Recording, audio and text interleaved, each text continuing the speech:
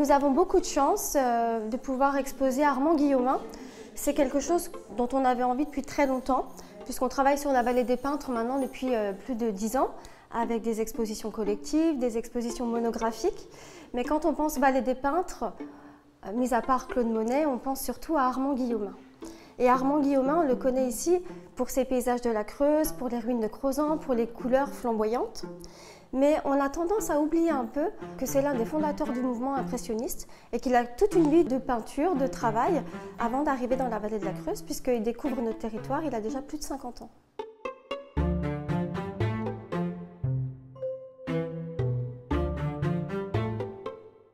Armand Guillaumin travaille à Paris en Île-de-France.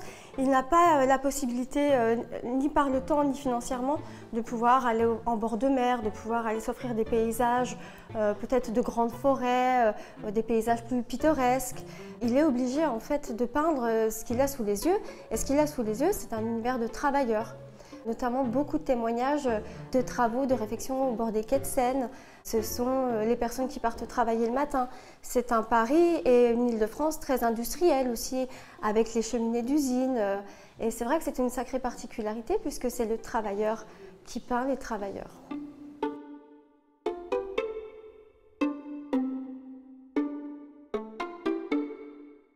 Armand Guillaumin a passé 20 ans à travailler, il le dira lui-même, comme un bagnard. C'est un travail difficile, il peint la journée, il travaille le soir ou inversement, donc il jongle comme ça entre travail et peinture pendant de longues années, ce qui n'empêche pas d'être très investi.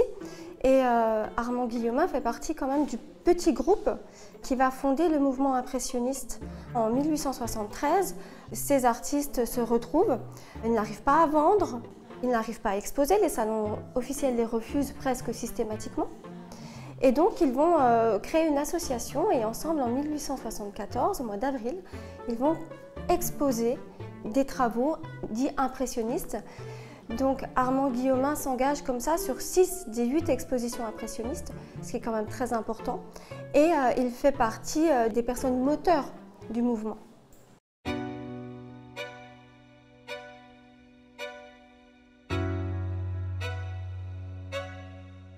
Après s'être battu pour son art, pour pouvoir survivre aussi, parce qu'il connaît des moments très difficiles dans sa vie personnelle, notamment au point de vue financier, il va avoir beaucoup de chance en 1891, puisqu'il va être le regagnant d'une somme de 100 000 francs, à une obligation du crédit foncier, donc une sorte de loto. Donc c'est très considérable pour l'époque. Ça va lui permettre de prendre sa retraite anticipée et de se consacrer entièrement à la peinture.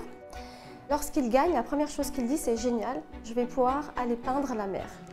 Donc ça va être la pointe de la Douane, ça va être Saint-Palais en Charente-Maritime, ça va être Aguet dans le sud de la France. Et puis en 1893, c'est la découverte de Crozant. Alors là, il se passe quelque chose d'exceptionnel, il nous dit qu'il y ait sur Terre un endroit aussi beau, peut-être plus beau, je ne puis le croire. Donc c'est un coup de cœur et il va s'installer progressivement, régulièrement à Crozant, y passer du temps. Ça n'empêchera pas de continuer à voyager. En tout cas, c'est une période dans laquelle il y a un lâcher-prise. Il n'y a plus d'obligation de travailler, il n'y a plus non plus d'obligation de vendre les peintures. Donc ce qui crée une liberté totale et qui finalement, petit à petit, va l'amener au post-impressionnisme.